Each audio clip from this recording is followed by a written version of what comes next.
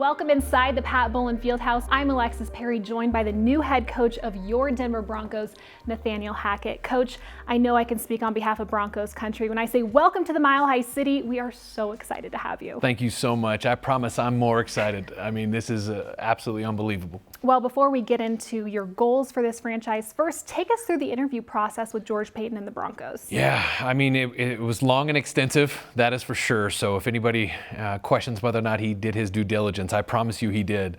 It started on a opportunity to have dinner with him, and then the next day an extensive interview.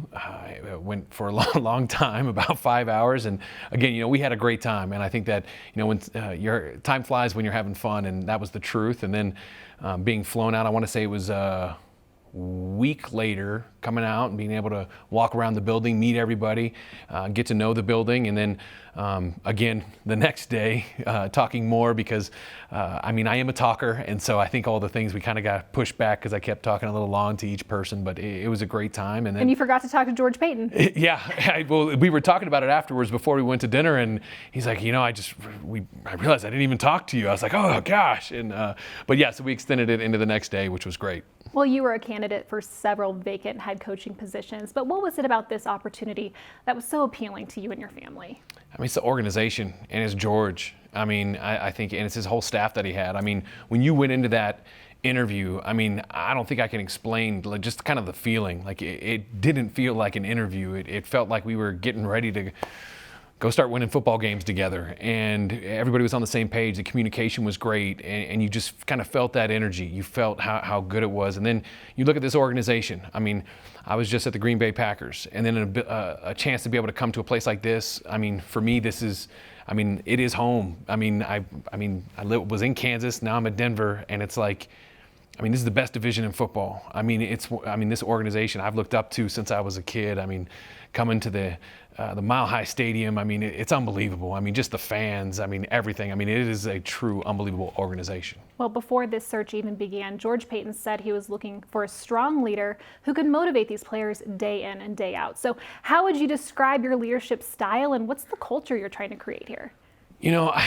That's been something we've been talking about a lot, and I think that the starting point for anybody that wants to lead, you have to have a relationship with the people that you're with. And I think that football players, they work real hard. They do so much for anybody, and I think that when you have a relationship with them and you ask them to do certain things, and you ask them or try to hold them accountable, as long as you have these different relationships and they feel like they can hold me accountable as their coach, I think that creates a strong leader. And I think that it's so important that it's not necessarily about me leading, but it's about me showing them that they can lead. Because in the end, a player-led team is when you can build dynasties and you can see people just go the distance. And I think that that's what I want to instill into those guys. And I want to create a culture, an environment where those guys are excited to come into the building.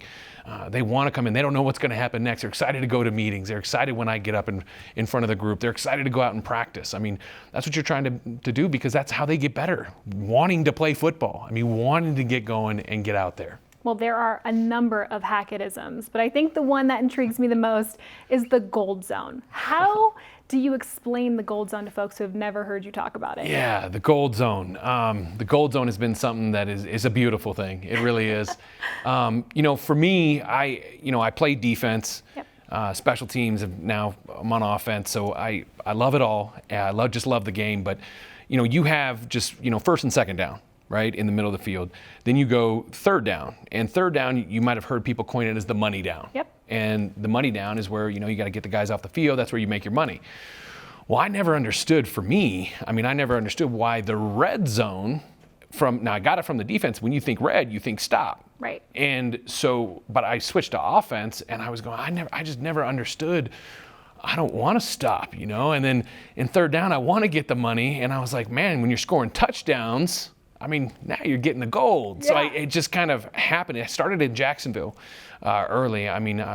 Greg Olson let me start doing a whole bunch of gold zone stuff. And when I ended up getting to Green Bay, it kind of took a life of its own. And the guys just loved it and bought into it. And there's a lot of things that we do that are fun that the guys love that really inspire loving the gold. Okay, well, your offense, it seems like there's some West Coast principles, but really it's a ton of your own flair mixed into that. So tell us a little bit about your offensive system and how is it applicable to any personnel? Yeah, so the system itself, I think when you look at it, it's kind of evolved over time. And I remember when I worked for so many different coordinators, so many different people, learned the West Coast system from my father, was with John Gruden, was at Buffalo Bills, and then kind of created my own at Syracuse while I was there. And we kind of combined all these different systems and created one there. Then went to Buffalo and redid it, and was always just kind of evolving and creating it with the West Coast foundation of how the quarterback plays, how you teach the quarterback. And then I had the opportunity to go be with Matt LaFleur at Green Bay Packers. And that's where this outside zone play pass world, it was kind of the last system, because I've been in so many, the last system I really wanted to learn, and I wanted to understand it because I've just had so much respect for it. And so now you get there, and now you all of a sudden have that system, you have all these other systems and all these different ways and things that you've done things, and now we created kind of this unbelievable system that we have at Green Bay, and now we're going to bring here to Denver. And I think it allows you to take advantage of different people's skills through so many different ways, and have this complexity, but simplicity to it. So I think there's just so many great things about it.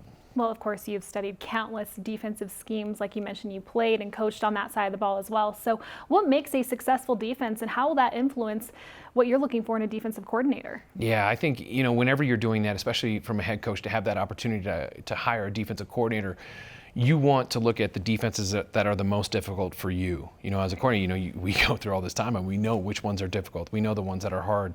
And I think that we're always looking for that. And I think the specific ones, when those front structures change, when you don't really know what coverage it is and you can hold that disguise a little bit longer, I think those are the things we're always looking, with the illusion of pressuring, not pressuring, but still giving pressure. So there's so many things that you look for. And for me, there's definitely some people that I respect a lot in this world of defense, and excited to get somebody here. When reviewing the tape on the Denver Broncos, what excites you most about this current roster? I'll tell you right now, there's a good offense. There's a good young running backs, good veteran running back. You got some good wide receivers. Some good tight ends, a good offensive line.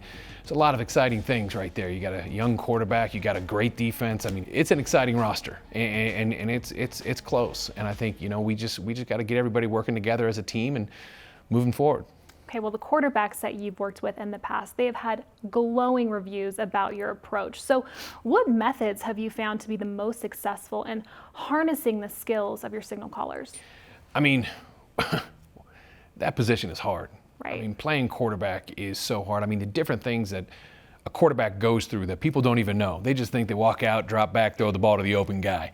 It's so extensive. The amount of training that we do, the things that we have to put them through to get them up to the level to be successful is unbelievable. And so I think for me, it's about letting them understand that I'm there for them. Right. I want to help them. I want them to be great. I want them to have the feeling that when they're out there, they almost don't even need me, that they can have that can't stop me mentality, and they go out there and they play ball. And I think that's what you're always looking at. I think those guys have always known that I'm going to adjust to them. I'm going to make sure that they feel good, and when they hear my voice, it's comforting, and and at the same time exciting for what might come in. And but I think always explaining the whys, always making them understand what we're trying to do. Never just throw something at them. Never get them freaked out or anything like that. Just let them go out there and play ball. Hey, the Broncos have missed the playoffs 6 straight years since Super Bowl 50. As someone who helped the Jags end a 10-year postseason skid, what is the secret to snapping a streak like that? I think if anybody had the actual secret, I think they would be somebody I would want to talk to. Right. I have been very lucky to go to some places that were not doing very well, like Syracuse, when we went to the bowl game and won the first bowl game in 10 years, and going to Buffalo, having the first winning season. We missed the playoffs by 1. We lost to Peyton Manning in y'all's stadium. Still upset about that game. And then going to Jacksonville and getting them to the, helping them get to the AFC Championship game, and then obviously going to Green Bay. So I think in the end, I know who I am. I know who I need to be and how I want to be. I know the people that I want to surround myself with. I want to surround myself with people that have a lot of the same thoughts as me, but don't necessarily have to be exactly like me, the people that shock me, so that we can come together as a group and just play well. That's what it's about. There's no crazy secret sauce. It's about the guys believing in one another. It's them believing in me believing in them, and just that trust. And if you build that, it doesn't matter what your past is. Right. It just doesn't matter. It's about what's going on in the future. Okay, I know your to-do list is about a mile long right now, but what is a short and a long-term goal you have for this franchise? Well, I mean, for short term, I mean, just kind of getting my feet on the ground. I mean, right now, just getting here today with my family. I think just taking a breath tonight, and then I'm not gonna lie, I'm probably gonna be really excited and get right into the office tomorrow. And it's about putting together a great staff, talking to the staff that's here, and then it's about the players. I mean, I'm so excited to meet those guys. I mean, I've heard nothing but such great things about all of them. So I think understanding them, getting to know them, starting that relationship, that building that trust with all these guys is so critical. And then as we go long term, winning a lot of football games. Okay, 2 more for you. I know your father, he's a football lifer, 40-year coaching career. So what is some advice that he's given you that you think is really applicable, especially now in a role as a head coach? I remember when he was helping me develop as a coach, I'll never forget, I always had a script. You might see coaches had scripts in their hands. You read the play and give the play to the quarterback, whatever it might be. So your head's down. And I remember one of the things he told me, he said, Nathaniel, put that script away. Have somebody tell you what the play is. Coach everyone.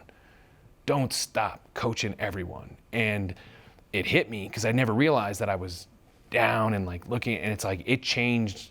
It was a huge change for me that I got rid of the script, stopped taking one out to practice, and it was about just watching the guys play and being there for them and coaching. And I'm lucky now because I get to do that with the defense, with the special teams, and I get to try to just affect even more people. So I would say that was one of the bigger things that he's ever done, just to help me to teach.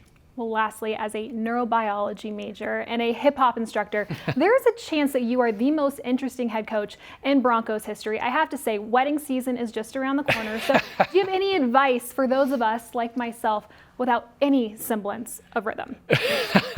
I think that in the end, when you're out there and you're loving the music, who gives a damn what anybody thinks about it? Just enjoy it. And that's dancing. In the end, who cares? Get out there and just work it. Just have fun. That's football as well. No doubt. Thank you so much, Coach Hackett. My pleasure. We appreciate it. Welcome to Denver. Thank you.